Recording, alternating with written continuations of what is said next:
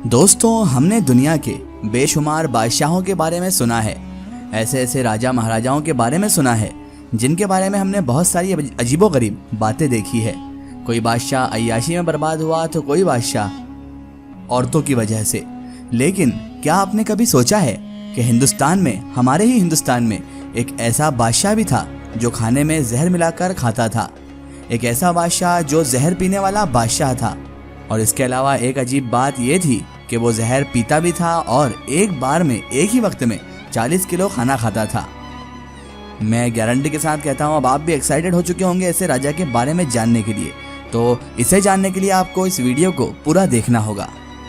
दोस्तों, वैसे कोई बादशाह अपनी बहादुरी की वजह से मशहूर होता है और कोई बादशाह अपनी कोई ऐसी सिफ्त, ऐसी खासियत की वजह से मशहूर होता है जो सिर्फ उसके अंदर ही पाई जाती है। लेकिन आज के इस वीडियो में जिस बादशाह के बारे में हम आपको बताने जा रहे हैं, उसे सुनकर आप हैरान और परेशान हो जाएंगे और सोचने पर मजबूर हो जाएंगे कि क्या सच में हमारे देश भारत में, हमारे हिंदुस्तान में, इतिहास में ऐसे ऐसे बादशाह भी गुजरे हैं। दोस्तों, हम बात कर रहे हैं गुजरात रियासत सबसे मजबूत और ताकतवर हुक्मरान यानी महमूद शाह अव्वल के बारे में। और इसी बादशाह को महमूद बेगड़ा के नाम से भी जाना जाता है। दोस्तों, 1296 में सबसे पहले अलाउद्दीन खिलजी ने ही गुजरात रियासत को जीतकर दिल्ली सल्तनत में मिला दिया था और उसके बाद लगभग 90 से 95 साल तक लगातार गुजरात की पूरी रियासत दिल्ली सल्तनत की ही अंडर में आया करती थी। लेकिन जब 1391 में दिल्ली सल्तनत कमजोर पड़ गई तो गुजरात रियासत के हुक्मरान यानी कि जफर खान ने अपने आज़ाद होने का ऐलान कर दिया और इस तरह से 1391 में ये गुजरात नाम की रियासत एक आज़ाद और ताकतवर रियासत बनकर उभर उठी थी, जिसे लगभग पौने 200 साल के बाद 1572 में मुगल सल्तनत के हुक्मरान यानी जलालुद्दीन अकबर ने जीत लिया था और इस रियासत को उसने ख़त्म कर दिया था। लेकिन दोस्तों, दरमियान के इन 150 पौने 200 सालों में भी गुजरात की आज़ाद रियासत में बहुत सारे बहादुर और होशियार बादशाहों ने जन्म लिया था और इन्हीं सभी बादशाहों में से सबसे ज़्यादा मशहूर अगर कोई बादशाह है तो वो बादशाह महमूद बेगड़ा ही हैं। और हैरानी की बात यह है कि बादशाह महमूद बेगड़ा अपनी बहादुरी या होशियारी की वजह से मशहूर नहीं हुए थे, बल्कि ये तो कुछ ऐसी खासियतों की वजह से मशहूर हुए थे कि जिन पर आज के दौर में यकीन करना भी मुश्किल होता है। आज के दौर के इंसान उस बात पर यकीन ही नहीं कर सकते कि कोई ऐसा भी बादशाह गुजरा है। दोस्तों, बादशाह महमूद बेगड़ा के बारे में इतिहासकार खुद लिखते हैं कि महमूद बेगड़ा बहुत ज़्यादा मोटे, गोल मटोल और हद से ज़्यादा भूख रखने वाले इंसान थे। दोस्तों, वैसे तो हर बादशाह के ही अपने अलग अलग शौक हुआ करते थे। इतिहास का कोई बादशाह शराब का शौकीन था तो कोई बादशाह नाच गाने का शौकीन था। वहीं दूसरी तरफ कोई बादशाह ऐसे भी मिलते हैं जो बिला वजह इंसानों को मारने के शौकीन थे। लेकिन दोस्तों, गुजरात रियासत के ये मशहूर बादशाह महमूद बेगड़ा का शौक तो बिल्कुल अजीब और निराला ही था, क्योंकि इनकी ज़िंदगी का सिर्फ और सिर्फ एक ही मकसद था और वो था पूरा दिन सिर्फ और सिर्फ खाना खाना। यानी महमूद बेगड़ा हद से ज़्यादा खाना खाने के ही शौकीन थे।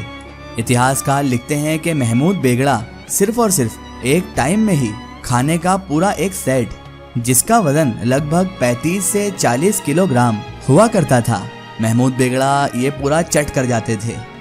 और दोस्तों, इतना खाना खाने के बाद भी महमूद बेगड़ा को यही महसूस हुआ करता था कि उनके खाने में अभी भी कोई कमी पेशी रह गई है। अब इतना सारा खाना खाने के बाद बादशाह सलामत को हमेशा खाना खाने के बाद मीठा खाने की भी ज़रूरत महसूस हुआ करती थी। इसीलिए बादशाह सलामत 35 से 40 किलो खाना खाने के बावजूद भी लगभग 5 सहर मीठा भी खा जाया करते थे। और इसके अलावा दोस्तों, महमूद बेगड़ा के बारे में ये भी लिखा गया है कि सिर्फ और सिर्फ ये अपने नाश्ते में 150 पके हुए केलों के साथ साथ 1 कप प्योर शहद और 1 हांडी मक्खन भी लिया करते थे। और दोस्तों, सबसे ज़्यादा हैरानी की बात तो ये है कि इतना ज़्यादा खाना खाने के बावजूद भी सोते वक्त महमूद बेगड़ा की बिस्तर की दोनों साइड में कीमे से भरे हुए 2 समोसों की प्लेट भी, यानी 2 प्लेट समोसे रखे जाते थे, ताकि रात के किसी वक्त में अगर महमूद बेगड़ा को कभी भूख लग जाए तो उन्हें खादिम को बुलाने की भी ज़रूरत ना पड़े। क्योंकि दोस्तों अक्सर भूख की वजह से रात में महमूद बेगड़ा बादशाह की आँख खुल जाया करती थी और उन्हें इतनी देर भी रुकना बर्दाश्त नहीं हुआ करता था कि जितनी देर में उनका खादिम उनके लिए खाने का इंतज़ाम करे। इसीलिए वो सोने से पहले ही खुद ही अपने खाने का इंतज़ाम करके सोया करते थे। लेकिन दोस्तों इन तमाम चीज़ों के साथ साथ जो चीज़ बादशाह महमूद बेगड़ा के बारे में सबसे ज़्यादा हैरान कर देने वाली है वो ये है कि महमूद बेगड़ा अपने हर वक्त के खाने में एक ख़ास किस्म का जहर मिलवाया करते थे। इतिहासकार महमूद बेगड़ा के अपने खाने में ख़ास किस्म के जहर मिलवाने की वजह बताते हुए ये लिखते हैं कि क्योंकि एक बार महमूद बेगड़ा के महल में रहने वाले कुछ लोगों ने ही, जो महमूद बेगड़ा बादशाह से ही जला करते थे, उन्हें जहर देने का फैसला कर लिया था। क्योंकि वो जानते थे कि महमूद बेगड़ा बादशाह तो हद से ज़्यादा खाना खाते हैं और वो अपने खाने के मामले में किसी चीज़ से भी समझौता भी नहीं करते हैं। इसीलिए अगर हम उनके खाने में जहर मिलाएंगे तो वो यकीनन मर ही जाएंगे। लेकिन दोस्तों हुआ ये कि महमूद बेगड़ा के हकीम न सिर्फ अपने बादशाह सलामत को इस जहर से बचाने में कामयाब हुए, बल्कि उन्होंने तो इस जहर का हमेशा हमेशा के लिए एक तोड़ भी ढूंढ लिया था। और वो तोड़ ये था कि वो महमूद बेगड़ा के हर वक्त के खाने में उसी किस्म के जहर को मिलाने लगे जिस किस्म का जहर उन्हें उनके दुश्मनों की तरफ से दिया गया था। इससे महमूद बेगड़ा के जिस्म में जहर से लड़ने की ताकत जो थी वो बढ़ती चली गई और हर तरह के जहर ने इस तरह उन पर असर करना ही बंद कर दिया। बताया जाता है कि महमूद बेगड़ा ने वक्त के साथ साथ इस जहर की मिकदार को बढ़ाना शुरू कर दिया था, क्योंकि महमूद बेगड़ा के लिए अब ये जहर नहीं बल्कि एक नशा बनता गया था। लेकिन दोस्तों इससे परेशानी भी ये हुई कि महमूद बेगड़ा के साथ जुड़ी हुई हर चीज़ अब जहरीली बन चुकी थी।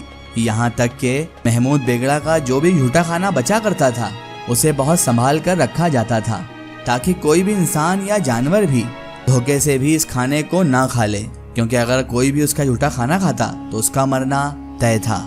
साथ ही साथ महमूद बेगड़ा जब भी अपने पहने हुए कपड़ों को उतारा करते थे तो उन्हें फौरन जला भी दिया जाता था, क्योंकि उन कपड़ों पर मौजूद जहर के असर की वजह से कोई उन कपड़ों को धोना तो दूर था बल्कि उनको छूना भी नहीं चाहता था।